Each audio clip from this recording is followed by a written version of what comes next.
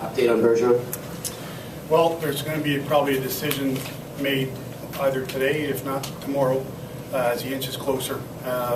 He's feeling pretty good. Again, not totally up to the coach to make the final decision. I think a lot of other things have to happen. And, again, I can only give you the same answer I gave you the other day. If he's in a warm-up, it's because he's ready to go. And I'm sure there's going to be some discussions on that as we move forward today. And it just goes to show you that he's getting a little closer.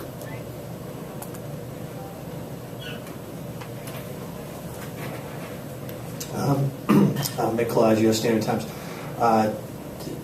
2 games into this series, you haven't really played a game yet that typifies the kind of hockey that got you to this point of the season as far as the whole game goes.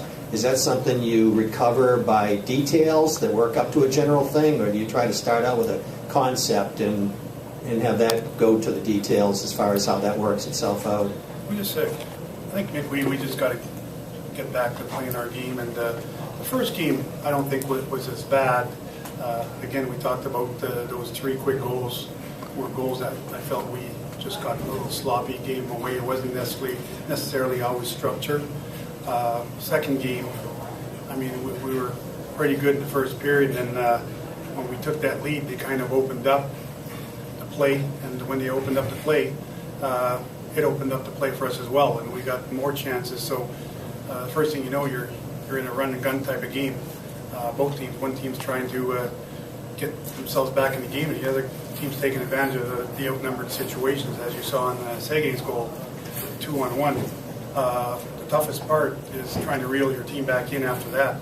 It's always been a challenge. Once you get into those types of run and gun games, it's really hard to get your team back to playing its structure. And I thought the third period was a lot the same. I mean, they had to open up a lot more to get themselves back in the game, and we weren't able to get our proper posture defensively, and they got a lot of chances out of it. So those are kind of things that I think are uncharacteristic of both teams, to my knowledge anyway, having seen them play, and I know about our hockey club, and for 2 teams that are relying a lot on solid defense, it hasn't been the case so far in this series.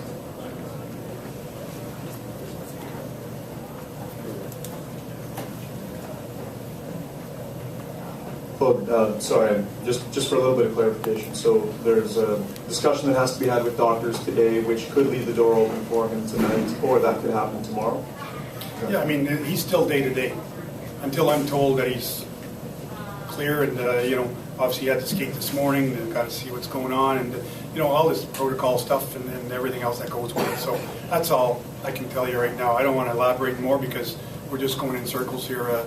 As I said, the best thing to do is if you see him out there in the warm-up tonight, I'm not just sending him out there for a skate. He's going to be playing. Coach James Murphy, ESPN Boston again. You got a team talking to some of the players, and they know you might have a decision on your hands soon when he comes back, who to sit. How much do you like this team, the fact that no matter who it is, they're going to accept if they go up top and they take one for the team? Well, I don't think I want them to accept it. I think I just want them to understand it. A guy who accepts it, is not what I want to see. Everybody wants to play. I think what has to happen is he needs to understand, and whoever that may be, it's about the team right now. And through a long series, you see changes all the time, and the best thing, whoever that player ends up being, has to be ready to jump into the lineup when he's called upon. And that's been the case since day one anyway. That hasn't changed.